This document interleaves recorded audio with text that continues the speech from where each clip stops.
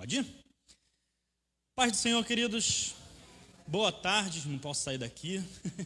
Estou acostumado a me mexer para lá e para cá. Queridos, quem não me conhece, sou o pastor Carlos, professor de teologia. O pastor Alex sempre me convida para participar, seja dos seminários, seja de curso de teologia. Qualquer dúvida, queridos, vocês podem interromper minha aula, pode perguntar, pode falar. Eu não estou muito acostumado a dar aula nessa pandemia, não, porque vocês ficam muito longe, eu não tenho retorno de vocês, mas é necessidade, né? Não tem para onde a gente correr. Mas vocês podem levantar a mão, me interrompe, a aula é para isso, tá?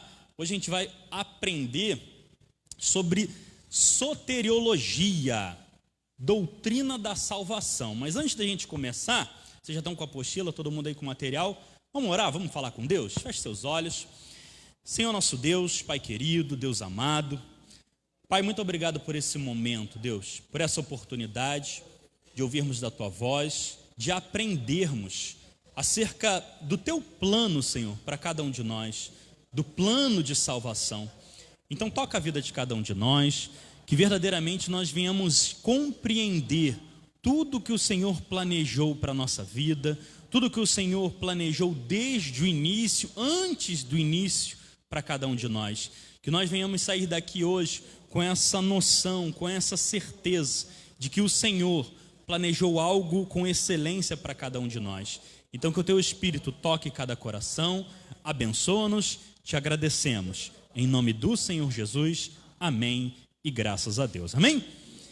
Então vamos lá, vamos começar.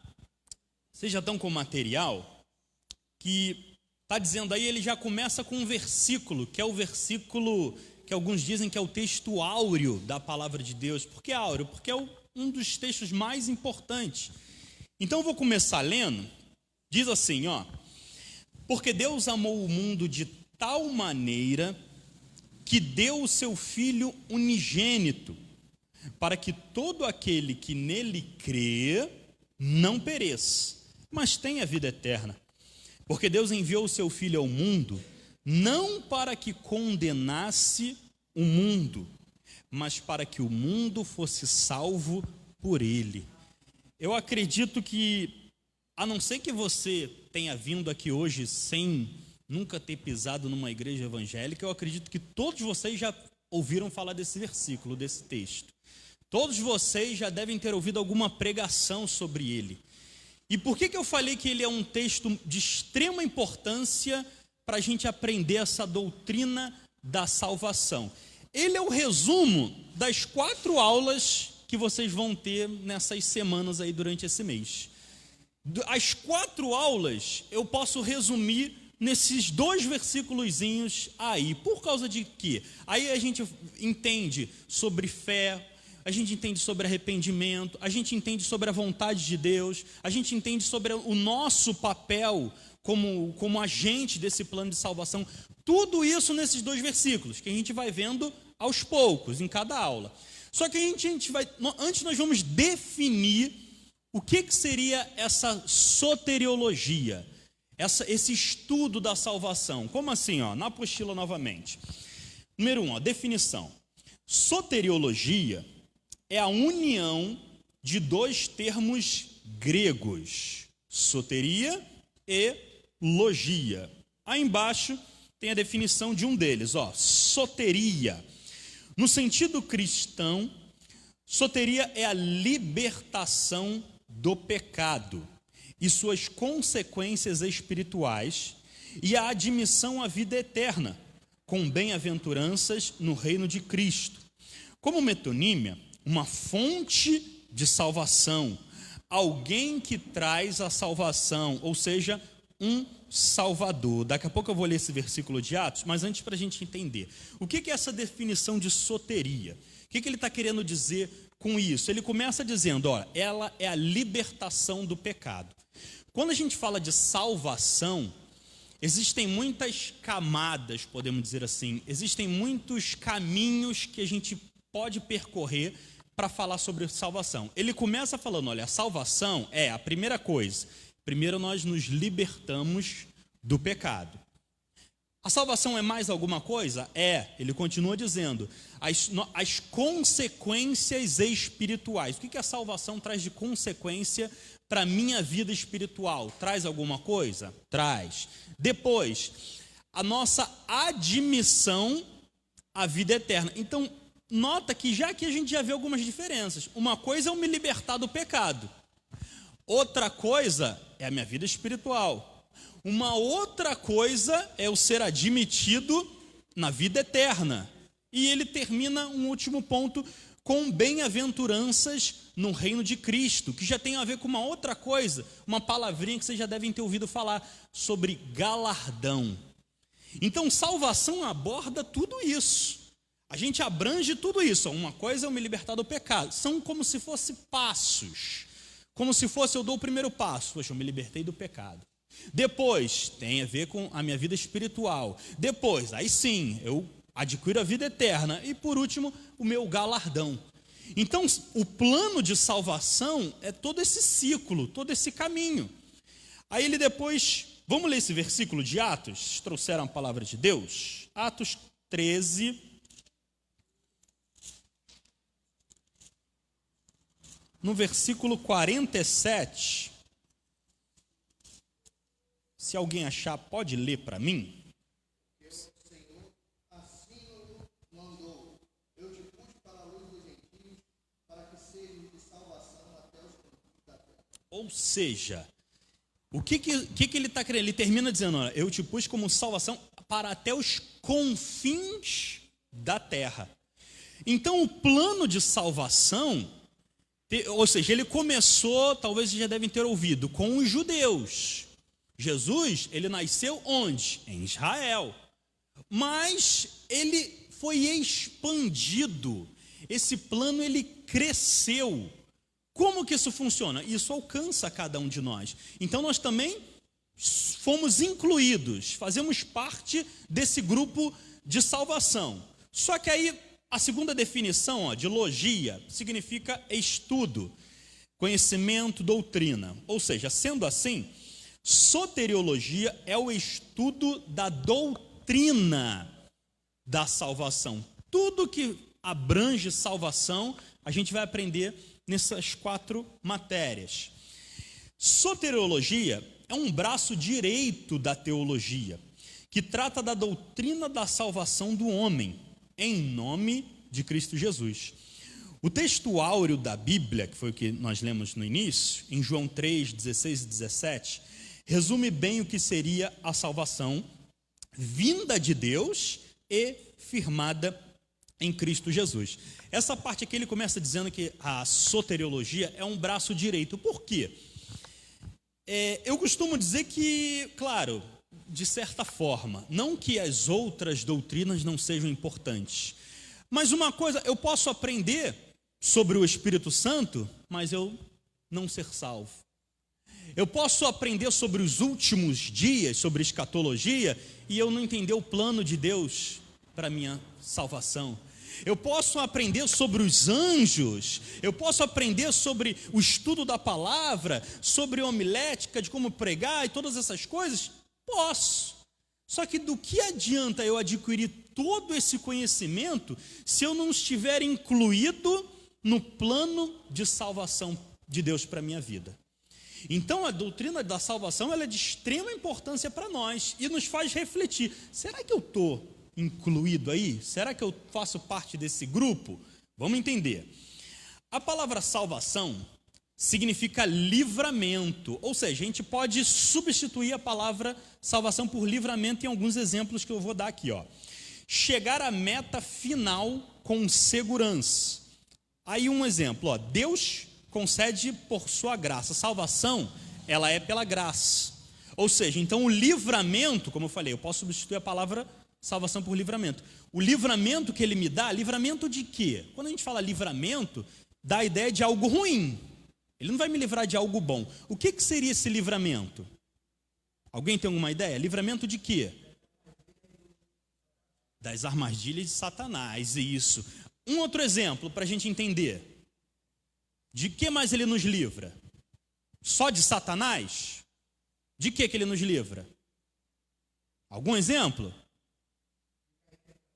de cair em tentação, ou seja, da minha natureza pecaminosa. Então ele me livra de Satanás, ele me livra de mim mesmo, ele me livra de mais o quê? Mais algum exemplo? Algo que eu poderia passar a eternidade. Alguns têm medo dessa palavra, do inferno. Alguns têm medo de falar inferno, de falar diabo, mas não tem problema nenhum. Ou seja, então, ele já começa dizendo, Deus nos concede por sua graça. A salvação ele concede por sua graça. O livramento ao inferno também é de graça. Como? Aí segundo, por meio da fé. Então o livramento de todas essas coisas, seja do diabo, seja de mim mesmo, do inferno, ele faz através do quê? Da minha fé. Eu preciso crer. Depois, o ser humano não pode pagar a salvação, ou barganhar, ou negociar. Olha, poxa Deus, me salva que eu tenho algo em troca para te dar. Não funciona dessa forma. Ou seja, eu não tenho qualquer valor monetário, qualquer valor, seja em dinheiro, eu não poderia dar o meu sangue, dar a minha vida, eu não teria como comprar a minha salvação. Ah, não, mas se eu der a minha vida, se fosse assim, todo mundo que morresse seria salvo, porque deu a sua vida. Mas a nossa vida não é suficiente para pagar a nossa salvação.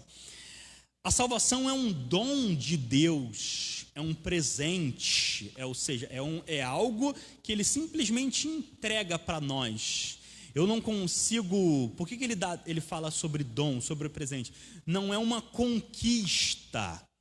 Se fosse conquista, seria esse último exemplo. É oferecido a todos da mesma maneira, independente do quanto pecado, de quanto tivessem pecado. Ou seja, por que não é uma conquista? Porque ela não é por obras, é por fé. Se fosse por obras, não seria por fé, não seria de graça. Então esses pontos a gente precisa entender de como funciona a salvação. Aí no ponto 2, ele vai abordar o primeiro tópico que a gente viu lá em cima, sobre libertação do pecado. A salvação da penalidade do pecado, ou libertação do pecado. Através do sacrifício de Cristo, o cristão é liberto da culpa e do poder do pecado. Lucado, de uma forma poética, explica como isso aconteceu através dos cravos na cruz. Próxima página. Duas coisas importantes eu posso abordar, vou falar rápido. Ele fala sobre duas coisas aí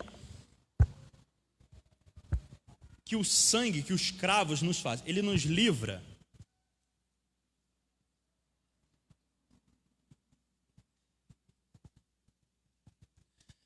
da culpa. Estão conseguindo enxergar aí? Ou não? Deixa eu botar isso. Mas eu fico na frente. Não tem para onde eu correr. Deixa eu botar minha... Vê se está aí. Todo mundo está enxergando o quadro? A letra está grande, está pequena? Não. Tá bom? Então, o sacrifício de Cristo, vamos dizer assim, através da cruz, o sangue dele, ele nos livra de duas coisas em relação ao pecado. De três, na verdade, tá? Tem uma terceira. Todas elas têm referência ao pecado. A primeira coisa que a gente entende sobre a culpa e, segunda, sobre o poder do pecado. Por que culpa? O pecado ele nos traz culpa, não necessariamente arrependimento, mas ele nos traz culpa. Poxa, eu matei alguém, poxa, a pessoa não merecia isso, poxa, eu sou o culpado, por isso culpa. E ele nos livra também do poder do pecado. Poxa, eu não queria fazer isso, mas eu não consigo, o pecado me induz à tentação, mas através do sacrifício dele, eu consigo me livrar, eu tenho poder para não pecar mais, eu consigo resistir à tentação. Todas essas coisas, tem uma terceira, que é a presença, eu não vou escrever ali, porque isso já, as outras aulas vão falar sobre isso, que já tem referência à volta de Cristo, da glorificação. Eu não vou entrar em detalhes, como eu falei. Só que na apostila, voltando, diz assim, tem um texto tirado do livro do Max Lucado, que diz assim, ó: a lista das nossas fraquezas. Você gostaria que alguém visse as suas, que as tornasse públicas? Como se sentiria caso elas fossem tão expostas que todos, incluindo o próprio Jesus, pudessem vê-las? Aí a gente para pensar, que lista é essa de pecados? Ele vai falar, ó: posso levá-lo a este momento? Sim, existe uma lista de suas falhas. Sim, Cristo tem todas as suas negligências registradas. E sim, esta lista tem sido tornada pública, mas você nunca vê, nem eu. Vamos juntos ao Monte Calvário e direi o porquê. Assista aos soldados empurrarem o carpinteiro no chão e estivarem seus braços contra as vigas. Um pressiona o joelho contra o antebraço e segura sua mão. Jesus volta seu olhar para o cravo no momento exato em que o soldado levanta o martelo para fincá-lo. Jesus não poderia tê-lo detido? Com um flexionar de bíceps ou apertando os punhos, ele poderia ter resistido. Não foi esta mão que acalmou o mar, limpou o templo, ressuscitou o morto, mas o pulso não se mexe e o momento não é interrompido. A batida soa, a carne rasga e o sangue começa a pingar, então correr. E as questões afloram. Por quê? Por que Jesus não resistiu? Porque ele nos amou, respondemos. Isso é verdade, maravilhosa verdade, mas, perdoe-me, verdade parcial. Ele tinha mais motivos, ele viu algo que o fez ficar ali. Enquanto o soldado pressionava seus braços, Jesus olhou para o lado e com seu queixo apoiado na madeira viu um martelo? Sim. Um cravo? Sim. As mãos do soldado? Sim. Porém ele viu algo mais, ele viu a mão de Deus. Parecia ser a mão de um homem, dedos longos de um homem que trabalhava com madeira. Palmas das mãos de um carpinteiro, pareciam comuns, no entanto eram muito mais. Estes dedos haviam formado Adão da argila. Com uma onda, estas mãos derrubaram a torre de Babel e dividiram o mar vermelho. Destas mãos vieram os gafanhotos que praguejaram o Egito e o corvo que alimentou Elias.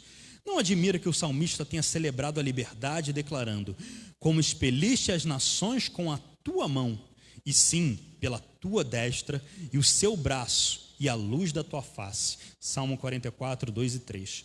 A mão de Deus é poderosa. As mãos de Deus. Mãos da encarnação em seu nascimento. Mãos da libertação quando ele curava. Mãos de inspiração quando ele ensinava. Mãos de dedicação quando ele servia. E mãos de salvação quando ele morreu. A multidão que assistia pensava que o propósito da marretada era pregar as mãos de Jesus no madeiro, mas eles estavam apenas meio certos. Não podemos culpá-los por ter perdido a outra metade. Eles não podiam vê-la, mas Jesus podia. E os céus podiam vê-lo. E nós podemos, através dos olhos das Escrituras, vemos o que os outros não veem, mas Jesus viu. Havendo riscado a cédula que era contra nós nas suas ordenanças, a qual de alguma maneira nos era contrária, e atirou do meio de nós, cravando-a na cruz. Entre suas mãos e a cruz havia uma lista, uma longa lista, a lista de nossos enganos, luxúrias e mentiras, momentos de cobiça e anos de pródigos, a lista de nossos pecados. Continuando, ó. Oscilando na cruz, há um catálogo especificando os nossos pecados, as más decisões do ano passado, as atitudes erradas da semana passada, lá em plena luz do dia, para que todo o céu possa ver, há uma lista de nossos pecados. É por isso que ele se recusou a fechar os punhos. Ele conhecia a lista. O que o impedia de resistir? Esta garantia, esta tabulação de nossas falhas. Ele sabia que o preço de todos aqueles pecados era a morte. Ele sabia que a fonte de todos aqueles pecados era você. A mão que apertava o punho não era de um soldado romano. A força por trás do martelo não era de uma multidão furiosa. O veredito por trás da morte não foi decidido por judeus invejosos. O próprio Jesus escolheu os cravos. Então as mãos de Jesus se abriram. Se o soldado tivesse hesitado, o próprio Jesus teria pego o malho. Ele sabia como, não era novidade para ele lidar com cravos. Como carpinteiro, ele conhecia a profissão. E como Salvador, ele sabia o que isso significava. Ele sabia que o propósito dos cravos era esconder os nossos pecados, onde pudessem ser escondidos por seu sacrifício e cobertos por seu sangue.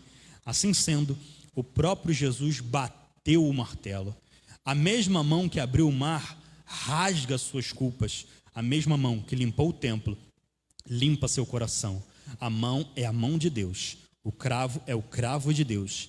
E as mãos de Jesus abertas para os cravos, as portas dos céus abertas para você.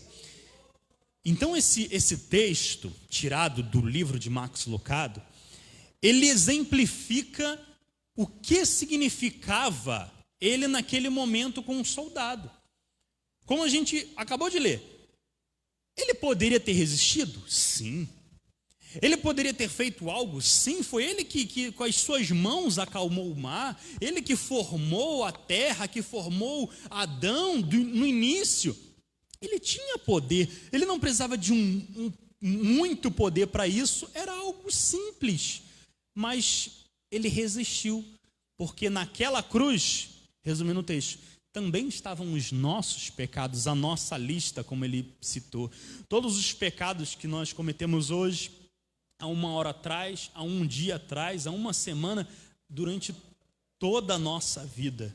Então ele falou assim: eu preciso esconder esses pecados, eu preciso cobrir. Então quando ele está com a mão no madeiro, cravada, a lista estava ali, o sangue vertido estava como se eu pegasse e jogasse algo numa folha de papel, eu não estragaria o conteúdo, eu não sujaria e seria difícil nós lermos. Essa lista ela foi estragada, essa lista ela foi manchada. Nós não conseguimos mais pegar o conteúdo. Poxa, quais são os meus pecados? O que estava ali? Ninguém sabe. Por quê? Por causa de mim, de você? Por graça, pelo sacrifício, mas não foi meu, pelo sacrifício dele por nós. Amém? Então, continuando, como eu falei sobre o sangue, sobre essa lista, o sangue vertendo e cobrindo, apagando, tem a ver com o próximo tópico, que é a propiciação.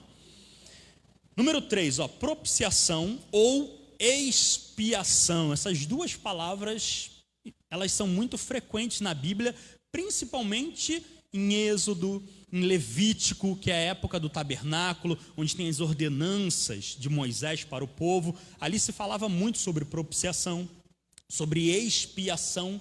Então, quando a gente fala da expiação de Cristo, tem alusão a esses livros da Bíblia. Mas o que isso significa? Pastor, nunca ouvi falar sobre esse texto. Vamos entender. O primeiro benefício da salvação é o perdão dos pecados e a propiciação. É o ato de cobrir, apagar os nossos pecados e culpas. O termo vem do hebraico kapar, que significa cobrir, perdoar, expiar, reconciliar. Em seu nível mais básico, mais simples, a palavra transmite a noção de cobrir, mas não no sentido de mera ocultação. Antes, sugere a imposição de algo para modificar sua aparência ou natureza. Vamos entender antes o que significa isso. O que seria essa propiciação? Como a gente falou, não é simplesmente, por exemplo, pegar esse jarro de flor e eu cobrir a base do púlpito. Não é simplesmente ficar na frente do púlpito e esconder o que está atrás. Porque, por exemplo, se eu tirar esse vaso daqui,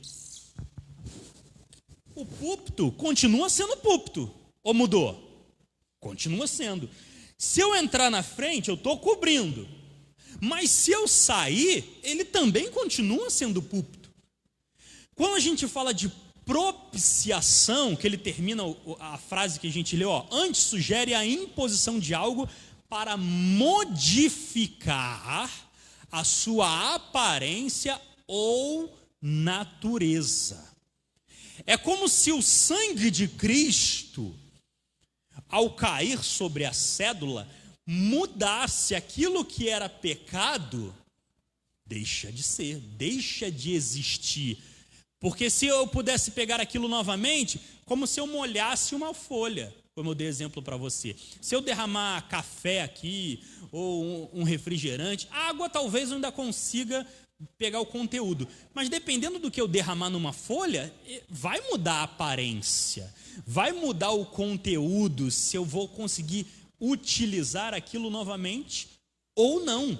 Então o sangue de Cristo teve esse poder transformador, esse poder modificador. Então ele muda. Então quando a gente fala sobre propiciação, ele propiciou os nossos pecados, ele expiou, ele cobriu, ou seja, ele mudou a mim.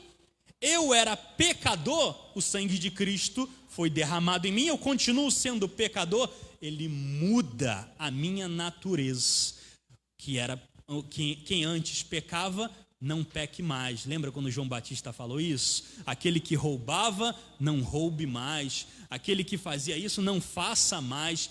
Por quê? É porque eu tenho poder para isso? Não, mas o sangue de Cristo tem esse poder. Então a gente começa a entender o que seria essa propiciação. Aí voltando para a apostila, deixa eu ver meu horário aqui. Pode falar.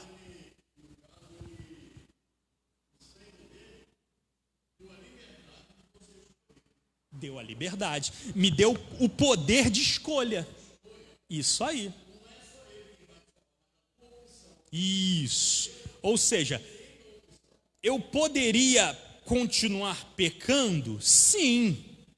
Mas ele me deu a liberdade. Olha, agora você que vai saber. Você quer continuar nessa vida? É com você. Ou não. Antes, eu não tinha esse poder de escolha.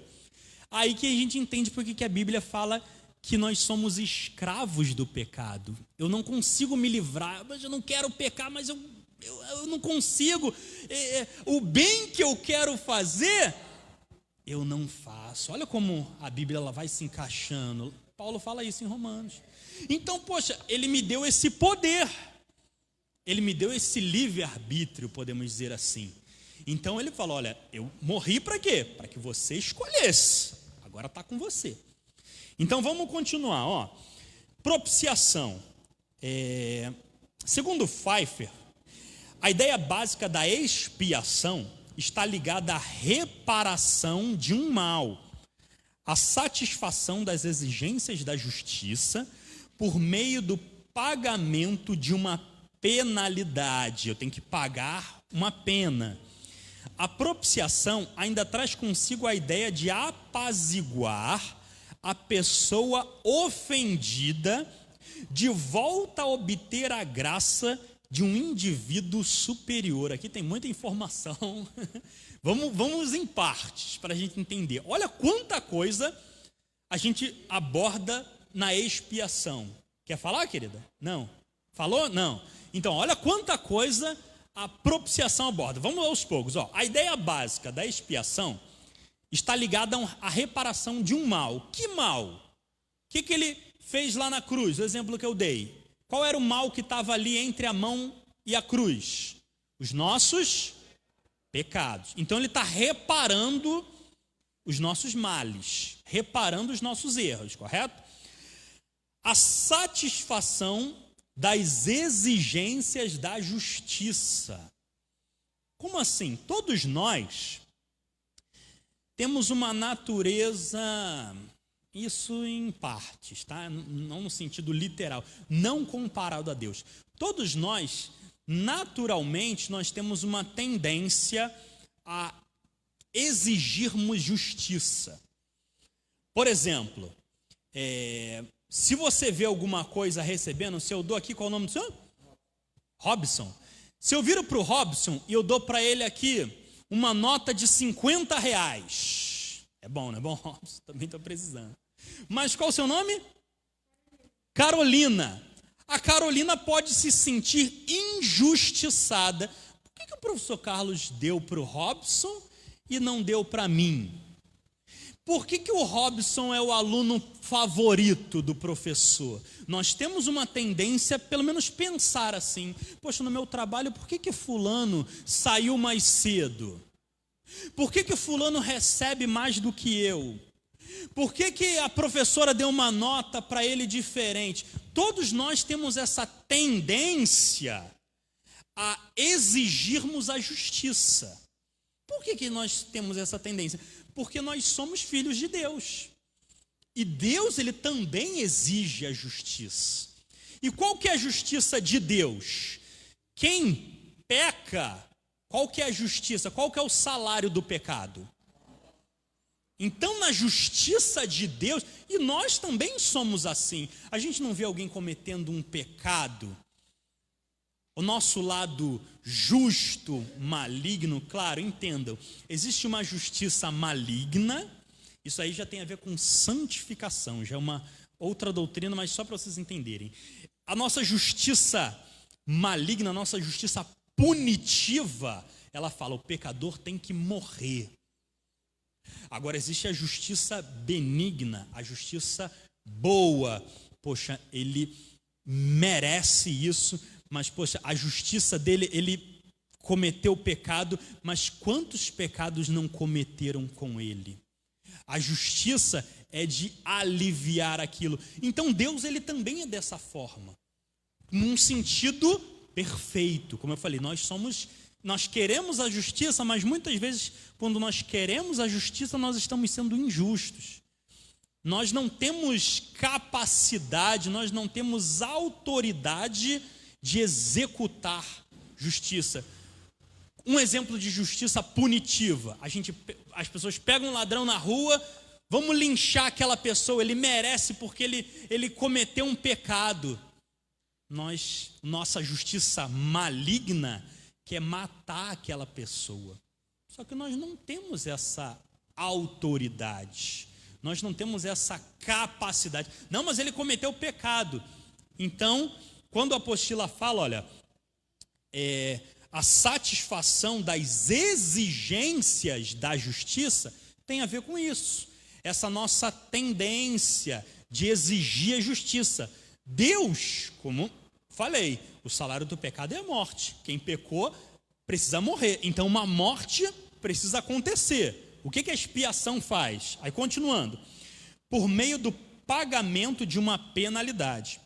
A propiciação ainda traz consigo a ideia de apaziguar a pessoa ofendida. No caso do pecado, quem é a pessoa ofendida?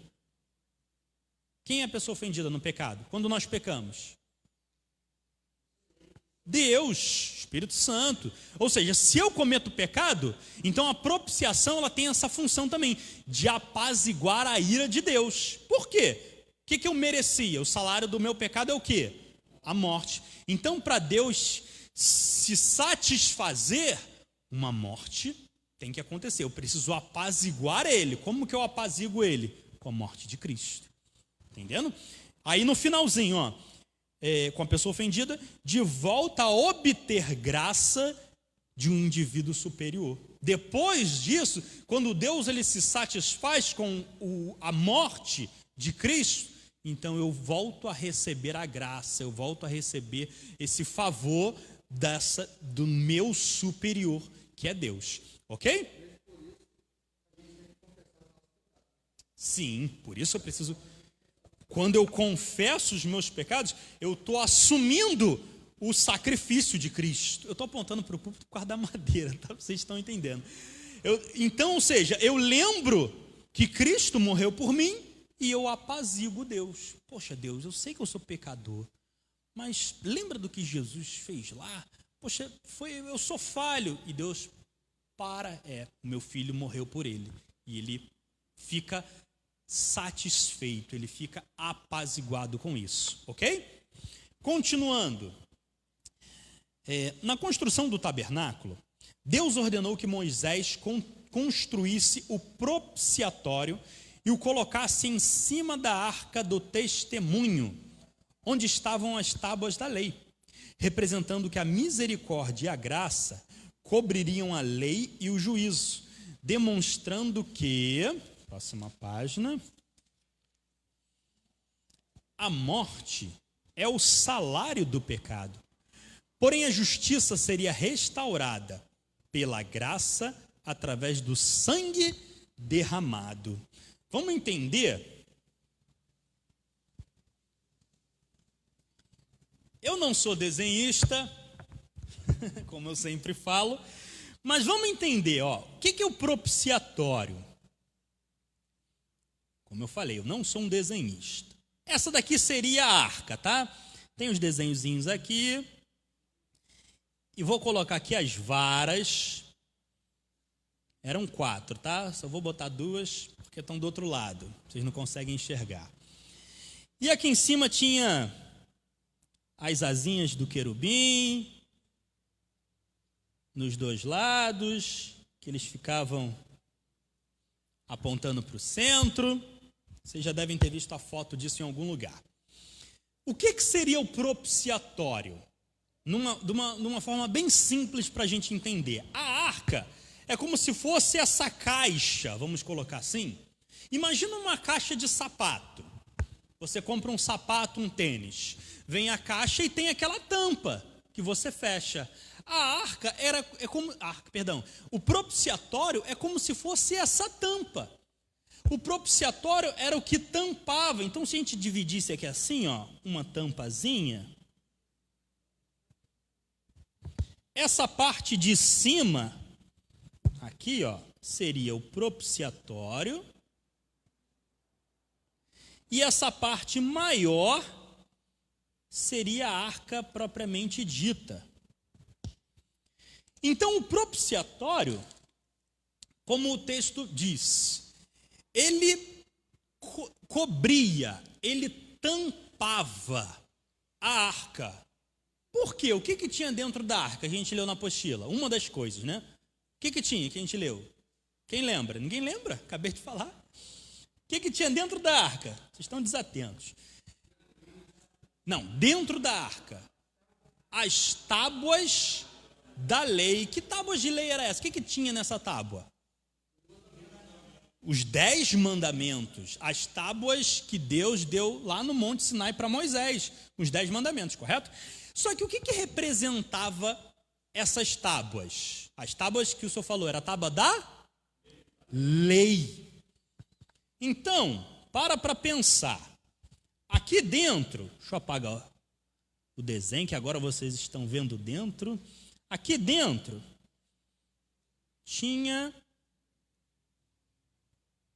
as tábuas da lei. Tá vendo aqui, número 1, 2, 3 e por aí vai. Então, as tábuas representavam a lei. O que é a lei? A lei no Antigo Testamento, os 5 primeiros livros, vamos dizer assim, a lei de Moisés. O que a lei exigia?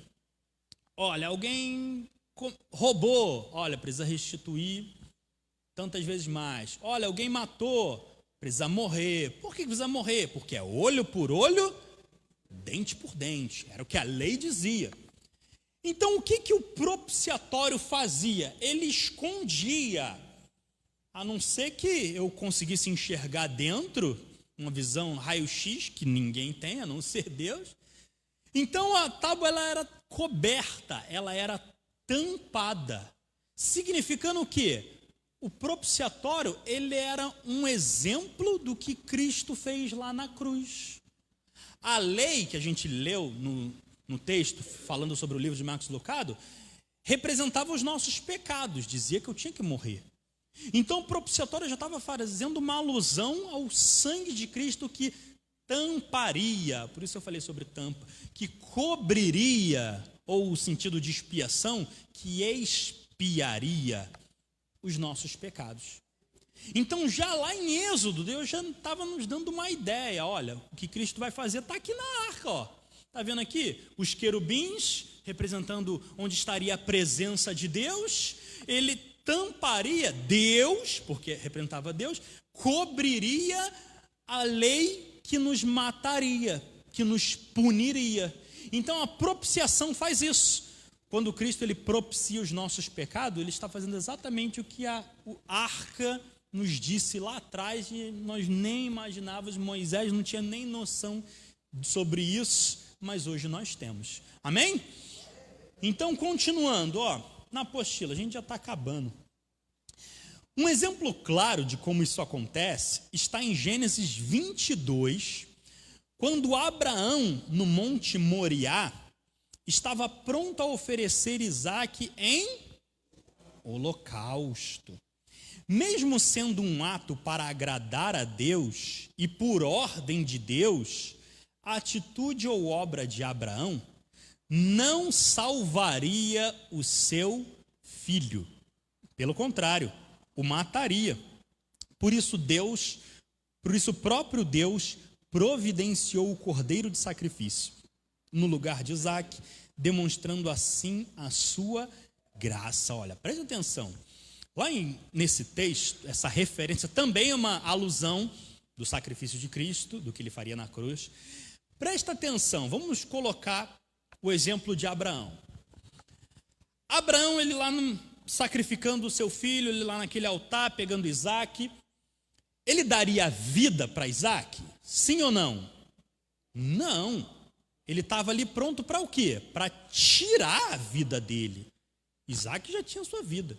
Ele salvaria Isaque matando ele? Não. O que isso representa em relação à salvação também? O que nós vimos no início. Digamos, se a gente colocasse em outras palavras, Abraão, ele estaria fazendo, por ordem de Deus, presta atenção que isso é profundo, mesmo ele obedecendo Deus, foi ordem de Deus ou não? Não foi Deus que mandou? Olha, eu quero teu filho, teu único filho. Foi Deus. Mesmo por ordem de Deus, qualquer coisa que Abraão fizesse, ou seja, por obra e não por graça, não seria suficiente para salvar o seu filho ou ele mesmo. O que isso significa? Presta atenção. Por mais que eu obedeça, por mais que eu dê o meu melhor, por mais que eu esteja fazendo a vontade de Deus, nem tudo o que eu faço, ou qualquer coisa que eu faça, não é suficiente para eu trazer a minha salvação. Isso em todos os sentidos. Isso eu poderia expandir para qualquer assunto ou qualquer doutrina bíblica. O que isso quer dizer? Aí a gente entende porque algumas pessoas pensam, vou colocar pensam, não, vou falar no sentido sem ser metafórico. Por que algumas pessoas fazem coisas obedecendo a Deus, acreditam que estão agradando a Deus e não necessariamente o que elas fazem é algo bom? Trazendo para os dias de hoje, Abraão é o exemplo, não estou queimando o filme de Abraão não, tá? Para vocês não pensem mal de mim. Abraão foi nosso pai na fé, um exemplo de fé. Mas é uma ideia do que acontece hoje em dia. Quantas pessoas hoje em dia não estão matando outras pessoas, porque era o que Abraão iria fazer, acreditando que estão agradando a Deus, mas Deus falou comigo. Não colocam a lei antes da vida. Não colocam os mandamentos, e aí a lei não é a lei com graça, não é a lei do amor, é a lei que pune. Olha, aquela pessoa ali não é filha de Deus, não merece estar aqui, não precisa estar conosco. E aí, muitas pessoas vão se tornando crentes, mas rancorosos, rabugentos, agressivos, punem qualquer coisa, grossos, têm ideia do que Abraão estava fazendo. Por isso Deus apareceu com o cordeiro para o sacrifício. Olha, meu filho, esse sacrifício que você está fazendo aí, ó, não é suficiente, não é necessário. Porque o sacrifício não é o do seu... Para pensar, vamos colocar em um outro nível agora. Abraão era pai de Isaac, correto? Mas num outro sentido, vamos colocar num sentido mais amplo. Abraão, ele era semelhante a Isaac. Por quê? Isaac não era um animal. Isaac era um ser humano. Isaac tinha o mesmo sangue de Abraão. Ou seja, os dois eram filhos de Deus. Quantos não matam os seus semelhantes, não são agressivos com o seu próximo? E Deus simplesmente mostra, olha, mas está aqui, ó, quem tem que ser sacrificado. Só ele que precisa sofrer. Em outras palavras, a ver com o que eu falei antes sobre a justiça, sobre a santidade punitiva. A gente tenta colocar justiça em certas coisas e, na verdade, quem faz a justiça é Deus. Aí tem a ver com a justiça benigna que eu falei. Não era justo Isaac morrer. Não era justo Isaac sofrer. Primeiro, porque não seria suficiente, não resolveria nada.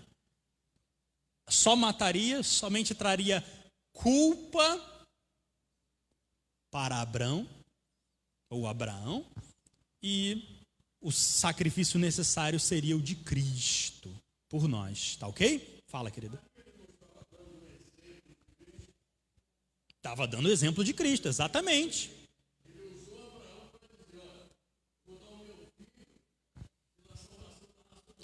Exatamente. Ou seja, Isaac estava como um exemplo de nós.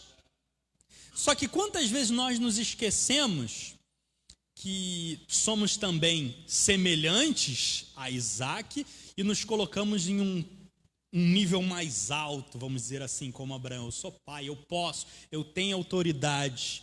Então eu posso fazer isso com ele porque eu sou filho enviado de Deus. Deus falou comigo e eu posso fazer isso. E Deus falou como isso. Não é a humanidade. É o meu filho que vai sofrer ali, que vai ser sacrificado na cruz por vocês. Ok? Deu para entender? Continuando, ó. Terminando já a apostila. Sabendo que o homem não é justificado pelas obras... Fala, querido, pode falar.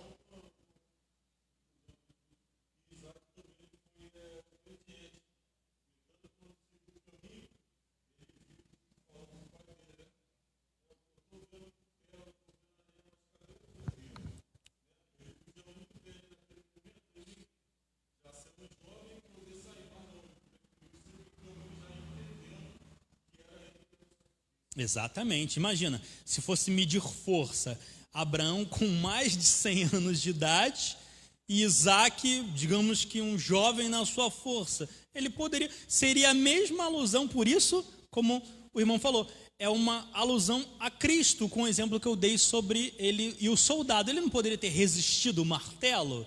Poderia. Isaac poderia ter resistido a Abraão?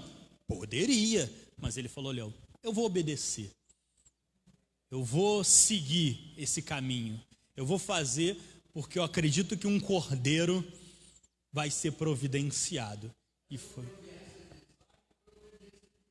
Exatamente. Ok? Então, continuando, ó, na apostila. Sabendo que o homem não é justificado pelas obras da lei, mas pela fé em Jesus Cristo. Também temos crido em Jesus Cristo para sermos justificados pela fé de Cristo e não pelas obras da lei.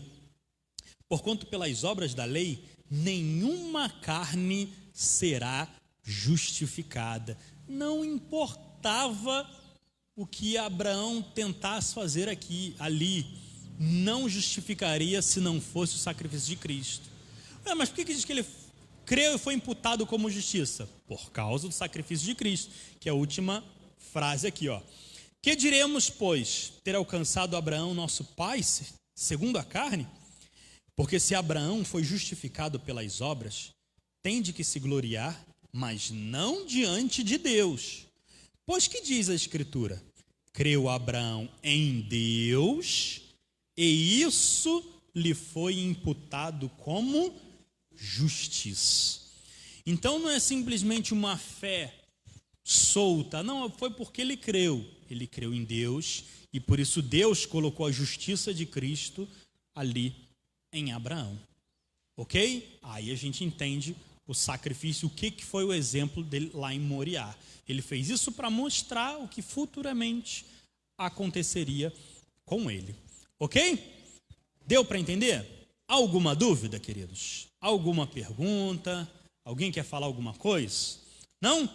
Então, acredito que terminamos. Está aí a apostila para vocês, a referência, o questionário, para vocês trazerem, acredito que na próxima aula, né? Isso daí já é com o pastor Alex, ele que manda aí. Tá ok, pastor? Fala alguma coisa, pastor? Deixa eu beber minha água aqui, para a gente terminar.